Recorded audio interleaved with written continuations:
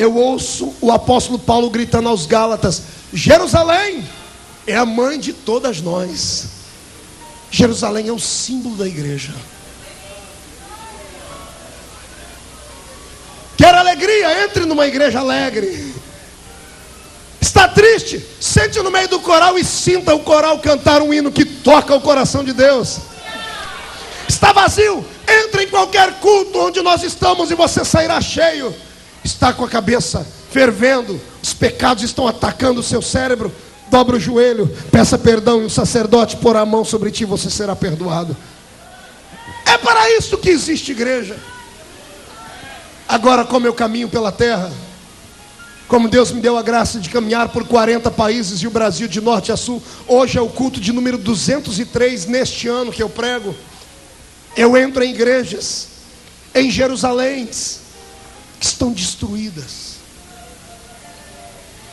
queimadas não pelo fogo de Jeová de cara, queimados por um fogo estranho, e o povo carece, e o povo lá embaixo tem fome, tem desejo, mas como ouvir verdades se aqueles que estão na frente não pregam elas?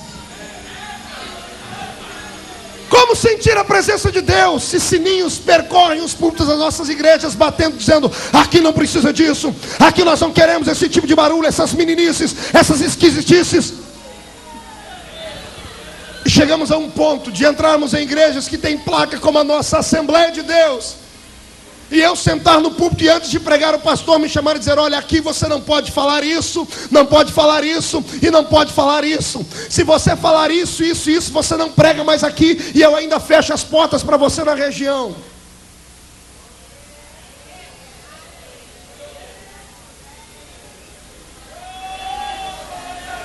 Se vocês soubessem a pedra preciosa que vocês têm aqui em Camboriú,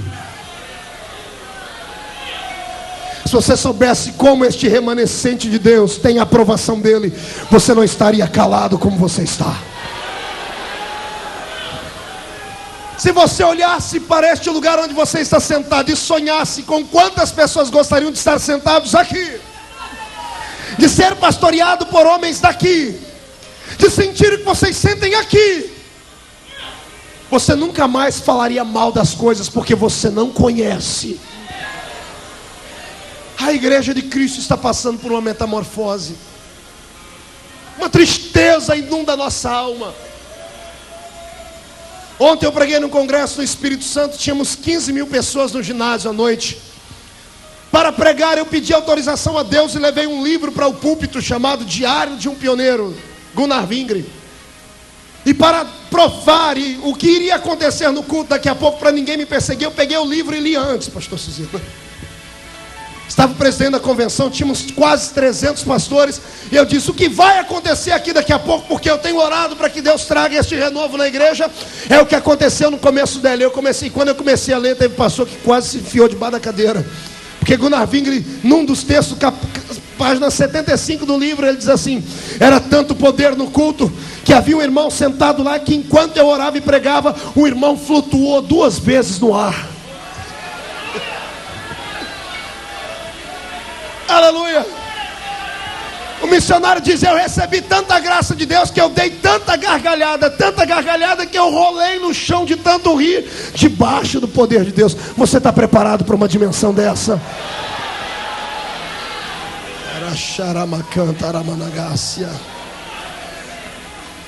Tenho saudades da minha infância numa igreja que era diferente.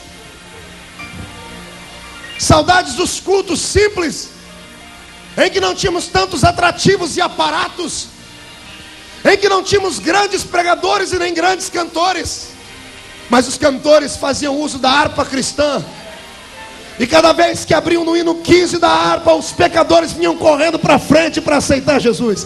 Tenho saudade desta época. Um dia desse, eu sentado com a minha esposa, eu disse para ela: que saudade de ouvir o irmão Ovidio Ramos pregar. O Ovidio Ramos é um irmão da minha igreja de 80 anos. Um negro forte, desse tamanho. Até hoje ele é uma figura na nossa cidade. O óculos dele é perneta, só tem uma perna, há 20 anos.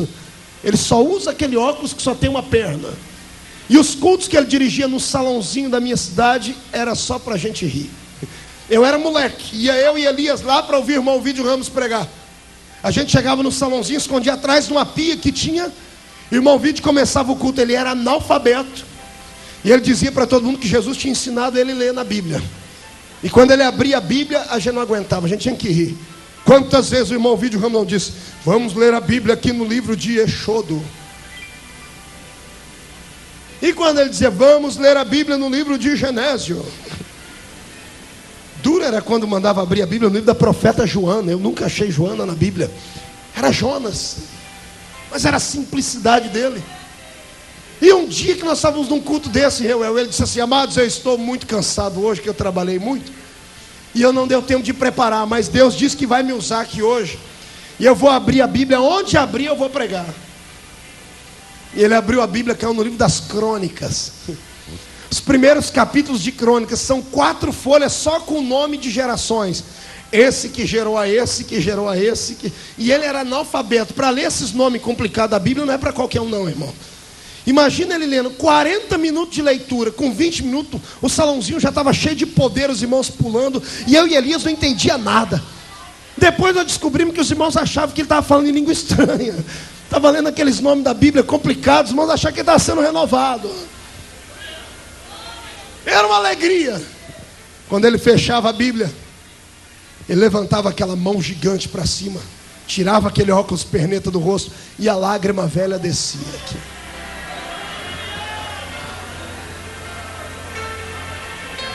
Ele levantava a mão e dizia assim: eu não sei pregar bonito, mas eu sei falar 4 coisas que, meu Deus, nunca deixa eu esquecer. Primeiro, que o meu Jesus salva. Segundo, que o meu Jesus cura. Terceiro, que o meu Jesus batiza com o Espírito Santo. E quarto, ele vai voltar na terra para levar eu para morar junto dele lá no céu. Eragachai na cantoróbia. Não tinha voz eloquente, não sabia a Bíblia de cor, não recitava centenas de versículos, não tinha um nome poderoso, mas tinha intimidade com Deus. Ele falava isso e Jesus descia dentro daquele salãozinho. Eu e Elias era moleque, a gente olhava para o outro, olha o corpo, está tudo arrepiado. Que isso? Pessoas no meio da rua caíram endemoniadas ouvindo isso. Irmão Ovidio, não precisava fazer sessão de descarrego, não precisava fazer campanha de libertação de 7 semanas, não. Ele olhava para a pessoa, apontava e dizia: sai!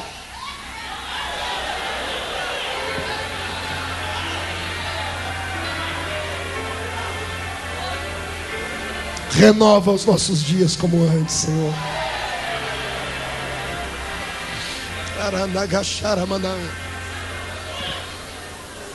Fui pregar um dia desse num evento muito grande em São Luís do Maranhão. Tinha milhares e milhares de pessoas. No último dia à noite, eu olhei aquela massa humana. Eu olhei para o povo e comentei com um companheiro: eu tenho uma mensagem aqui hoje que eu vou detonar. Miséria, estou aprendendo ainda. Confiei na força do meu poder. Quando eu olhei para aquela multidão, eu disse: é hoje. Hoje vai virar do avesso isso aqui. De repente o Espírito Santo falou comigo e disse: quem você pensa que é? E por um momento o temor de Deus bateu no meu coração. Eu fechei o olho e disse: Deus, tem misericórdia de mim. Que eu senti o Espírito se afastar por um momento por causa do orgulho. Porque a minha geração vem crescendo assim. É uma disputa, um querendo ser maior que o outro, um querendo crescer mais do que o outro, um orando para que a estrela do outro pare de brilhar, para dele brilhar. A gente tentando se superar em conhecimentos para poder ser sempre alguém. Esquecemos que é ele que tem que crescer e não nós.